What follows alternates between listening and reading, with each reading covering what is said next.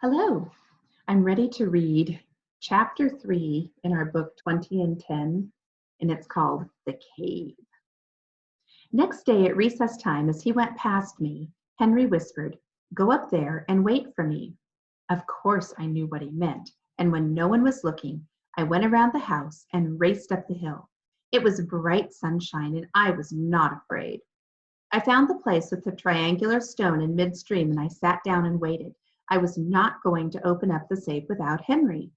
I waited and waited, and I began to feel a little uneasy. Once or twice I thought I heard a noise, so I was much relieved when Henry came up.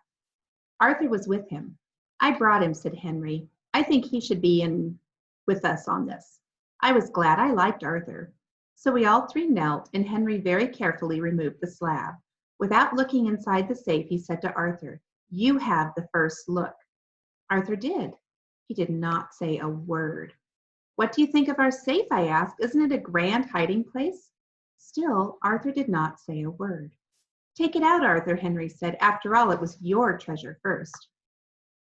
Arthur raised his head and looked at us. His face was all pinched, as if he had closed it shut, and he said in a choking voice, "There's nothing there." "Nothing?" Henry and I gasped, and we bumped our heads trying to look into the hole, both of us at the same time. Arthur was right. There was nothing there. The piece of chocolate, our gold, was gone.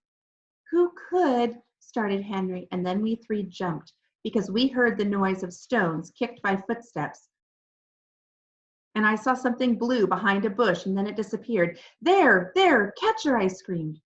I knew at once it was Denise. We all started in that direction, and sure enough, it was Denise, but though we ran as fast as we could, she was way ahead of us, and she kept leaping like a goat, always out of reach. Suddenly, she shrieked, moved her arms frantically, and disappeared as if swallowed by the earth. When all out of breath, we came to the spot where we had seen her last. She was nowhere. We looked and looked around. Then we started to call, "Denise, Denise, don't hide, come out. We have got you. Come on." From far away, we heard a tiny voice, "Come here and get me. I'm hurt." "Where are you?" we called. "Right here in the cave." "The cave?" we exclaimed. "There is no cave." "There is," said Denise's voice, "right under that boulder where you stand. That's where I slipped and fell into the cave." We went all around trying to find the entrance to the cave, but we could not see anything. And all the while we could hear Denise sobbing underneath. It was Arthur who solved the riddle.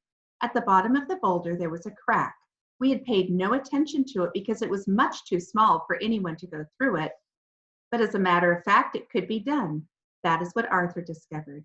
You only had to place yourself in a certain position, and if you did, your body fitted the bumps and angles of the crack and you could slip through, which was what had happened by accident to Denise. Arthur already had his legs through when Henry pulled him back, saying, "Just a minute. Listen, Denise, we're coming to your rescue under one condition. You give us back the treasure. If not, you can just stay down there and rot." Henry can be harsh sometimes. I promise," wailed Denise. Then Arthur went down. We heard him say, "Isn't this something? Henry, come down." "Is there room for me too?" I called. "Sure," said Arthur. So Arthur and I slipped down the crack, and lo and behold, we found ourselves in a natural underground cave, very spacious, with a dry, sandy floor. At least 15 people could have stood in that cave. It was such a marvelous discovery that we nearly forgot about Denise, who lay there whimpering. Arthur remembered first and went over to her. If you don't have your book right there, there are the legs coming through the crack. But Henry said, "Just a minute, Arthur. Denise, the treasure first." Denise gave Arthur the chocolate, and of course we could see that she had nibbled a little piece out of our gold. But it was fortunate that she had not swallowed it whole, so we did not say anything. Besides, she was badly frightened, and we were too excited about the cave. "It's a marvelous place," commented Henry, looking around. "We shouldn't say anything to Sister Gabriel. It has to be a secret." He looked down at Denise and seemed suddenly to make up his mind about something.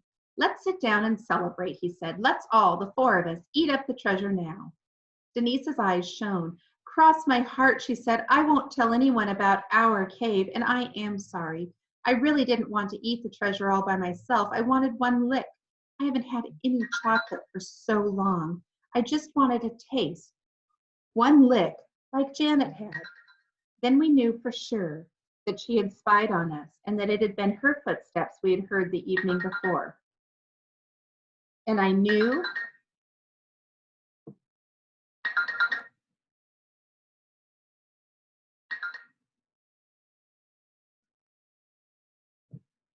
sorry, I was getting a whole bunch of texts and it was distracting. Denise gave, let's see, let me get to my spot. Then we knew for sure that she had spied on us and that it had been her footsteps we had heard the evening before. And I knew that she had wanted that lick so badly, not only because, like the rest of us, she had not tasted chocolate for so long, but also because I had had one lick.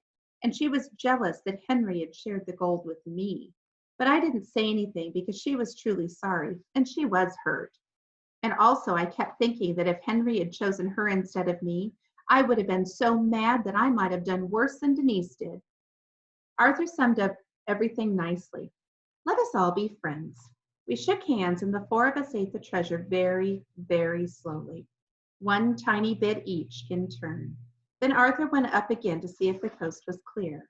Henry took Denise by the shoulders and I by the feet, and we lifted her through the crack. Arthur grabbed her and pulled her out, then I hoisted myself through. Henry came up last. Denise said she could not walk, and we were very annoyed because it meant we would have to carry her and Sister Gabriel would discover what had happened. Henry became quite cross. You would spoil our plan, wouldn't you? He told Denise reproachfully. Helpless, always helpless, one way or another. I cannot stand a girl who... But Arthur put himself between them and said very gently to Denise, though I could see he too was annoyed, just try to put your foot down. Lean on me. Just try. I can't, wailed Denise. Just try, Arthur went on with that encouraging and at the same time very determined tone of voice. Here, Henry, help her on the other side. Now take it easy, Denise. We won't let you go. Denise did as Arthur told her, and suddenly her face brightened. She could put her foot down, and she found out that she could walk. She had been a little bruised and very frightened. We all came back to Beauvalin very happy, and as we crossed the yard, Henry put a finger on his lips and said, modus, which is the French word for mum, or be quiet, don't tell. All right, I'll see you next time. Bye.